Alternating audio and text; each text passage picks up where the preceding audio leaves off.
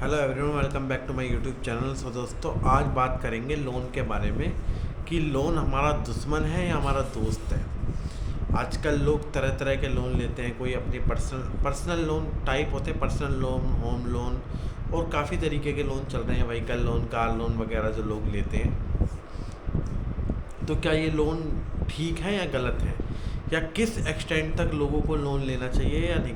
काफ़ी लोगों का कहना है कि लोन बेकार ही चीज़ है, लोन के चक्कर में ना ही पड़े तो ही बढ़िया है, और ऐसा हो भी रहा है।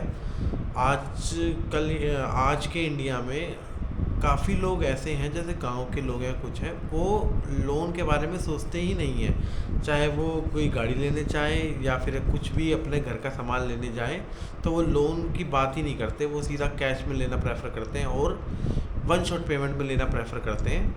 लोन ईएमआई की तरफ वो नहीं देखते। तो क्या है ये सोच, क्या लोन एक ऐसी चीज़ है जो बाद में जाके जंजीर बन जाती है और लोग उसमें फंसते चले जाते हैं। तो इसी पे बात करते हैं कि लोन किस तरह, आजकल के लोग किस तरीके के लोन लेते हैं। तो आजकल क्या हो रहा है, लोग अपनी पर्सनल नीड को पूरा करने के लिए भी लोन ले रहे हैं। जैसे कि घर का खर्चा चलाने के लिए वो लोन ले रहे हैं, घर का रेंट पे करने के लिए वो लोन ले रहे हैं, या फिर कुछ भी ऐसी एक्सपेंसिव चीज़, लग्जरी चीज़ जिसकी कोई डेली लाइफ में कोई नीड नहीं है, लेकिन लोन लेके उसको पूरा किया जा रहा है। लोन लेके वो सोचते हैं कि हम इसको धीरे धीरे, मान लो कोई चीज़ 20,000 रुपये की है, आज उन पे पैसे नहीं है, वो 10 महीने की, 12 महीने की किस्त की 1800-1900 रुपये की किस्त बनेगी तो ले लेते, क्या बड़ी बात है। 40,000 सैलरी, 1800 रुपये कट जाएंगे तो क्या ही हो जाएगा। तो यहीं पर आके लोग फंस जाते हैं। वो क्या करते हैं कि अपनी डेली नीड्स का 10,000 का सामान ले लिया इस महीने, उसको 3 महीने में डिवाइड कर दिया, उसको बढ़ते रहेंगे। तो यहीं पर आके लोगों की सबसे बड़ी गलती होती है। और एक तरफ है बिजनेसमैन या फिर कोई ऐसा बंदा कि वो जॉब कर रहा है, उसने लोन इस पर्पज़ से लिया कि वो उसको कहीं इन्वेस्ट करेगा। फॉर एग्ज़ाम्पल, लोन की टोटल इंटरेस्ट है आपका 10% पर एनम, लेकिन आपने उस लोन को लेकर ऐसी जगह इन्वेस्ट किया जहाँ से आपको रिटर्न आ रहा 15%। तो एट द एंड आप कमा के ही निकलोगे इसके अंदर से। ऐसी इन्वेस्टमेंट लोग ढूंढते हैं। ठीक है यार, आजकल जिनका क्रेडिट स्कोर अच्छा है उनको 9-10% पे पर्सनल लोन भी मिल जाता है। होम लोन तो है ही, होम लोन तो इससे भी कम पे मिल जाएगा, लेकिन पर्सनल लोन भी आजकल इतने पे मिल जाता है। वो इस पैसे को आगे कहीं जाके इन्वेस्ट करते हैं और उसके रिटर्न से ही ईएमआई भी भरते हैं, और जो उसका ब्याज होता है वो भी निकाल देते हैं और अपनी जेब के लिए भी बचा लेते हैं अलग से। तो यहाँ पर तो ये लोग तो बड़े सक्सेसफुल हैं कि ठीक है यार, लोन अच्छी चीज़ है, लेकिन वो बंदा जो अपने घर के खर्चे पूरे करने के लिए, अपने शौक को पूरे करने के लिए लोन लेता है। एक एग्जांपल हो रहा है कार लोन। वैसे तो देखो, कार लोन कोई लेना कोई गलत नहीं है, क्योंकि 10-15 लाख रुपए आप वन शॉट दोगे, उससे अच्छा कोई बात नहीं, थोड़ा बहुत लोन ईएमआई में चला जाएगा, ऐसी कोई दिक्कत नहीं है। लेकिन आप अफोर्ड कर सकते हो 10 लाख रुपए की कार।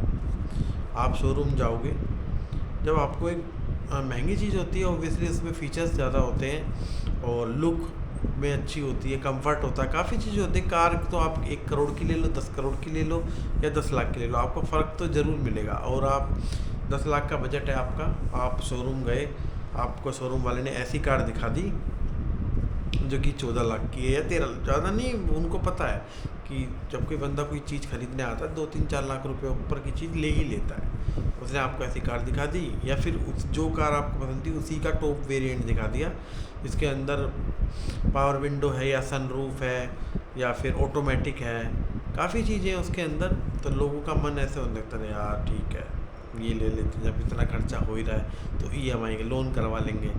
आप गए थे 5 लाख अपना डाउन पेमेंट के लिए, 5 लाख की ईएमआई करवा लूँगा जो आप अफोर्ड कर सकते हो, लेकिन वहाँ जाके आपने कार पसंद कर दी 14 लाख की, अब आपने लोन करा लिया 9 लाख का। तो यहाँ पर जाके लोग फंस जाते हैं दिखावे के चक्कर में। अगर आप दिखावे के लिए लोन ले रहे हो तो आपका फंसना 101% तय है।